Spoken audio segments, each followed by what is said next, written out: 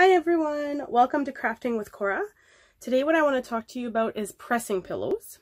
As you can see on my table here, I have a variety of sizes. So pressing pillows are used when you're pressing items in your heat press, or if you're using an iron. It helps absorb the seams, the buttons, things like that, to get an even press when you're trying to add vinyl or sublimation onto an item.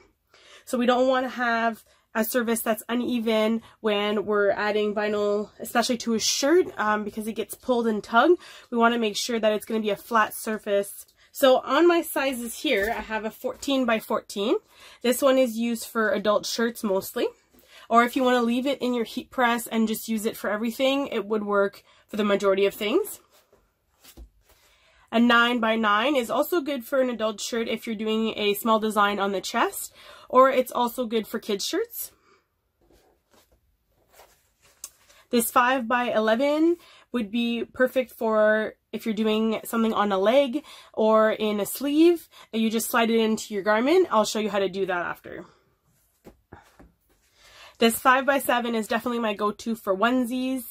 I slide it inside the onesie, or I put the onesie on top, and then I was able to press my design. It's about the size of the design at the very most that you should be putting on a onesie, depending on the size onesie you're using.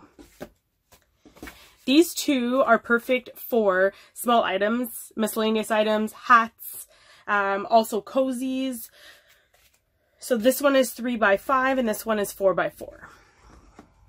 This one is also great as well for a pocket. You can slide it inside the pocket if you're adding a design to the pocket. So now what I want to do is show you how to put these things in the items or use them with the item. So I'm going to start off with our little ones here, and we have a cozy. So you can either put the cozy on top, and when you're pressing like this, it will absorb all the seams, so this will go flat down and your design can show up right in the middle here. The other option is to use this one and put it inside, and then you put it in your heat press like so, and you add your design on top and you press. And that way everything is pressing evenly, even though these parts here are not even because there's a hole. So that's the basic concept on how to use a pressing pillow.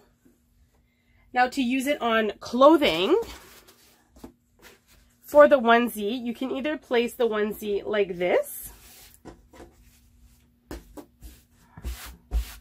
and this is where your design area would be. Or you can always unbutton and slide it inside.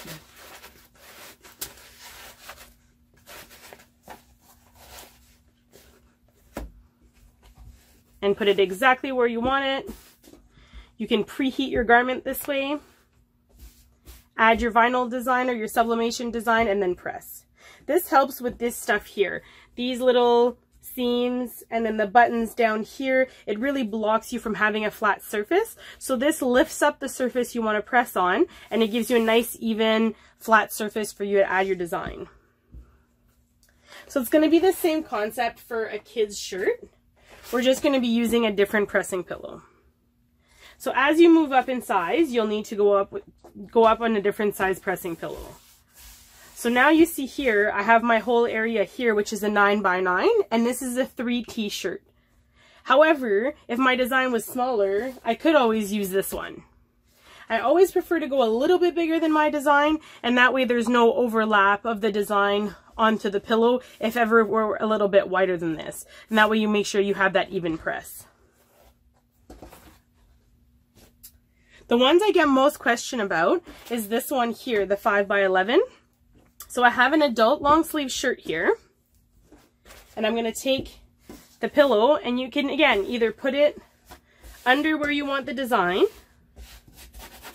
flatten out the surface and then add your design, or you can slide it inside of the sleeve. So now the way you want to do it is really up to you. It doesn't change how the design will look on the shirt. The only thing I have to advise is that when you're putting the pressing pillow, you want to make sure the whole surface is flat before you put in your vinyl and start pressing. So if you're putting it inside, you only have one layer to make sure that it's flat. If you're putting it over, you could have kinks in the bottom part of your shirt, so you really want to make sure that you rub it and put it like that, and then you would put your design. Because if something's folded under here, it may be flat on top, but then if you have this line here, it's going to create the line in your design itself.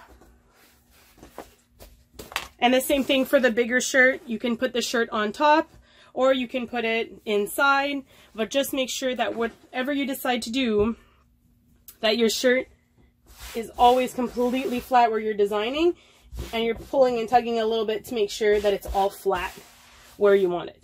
So even though this shirt is an extra large, I don't really need to go much bigger than 14 by 14 because my press only supports 15 by 15.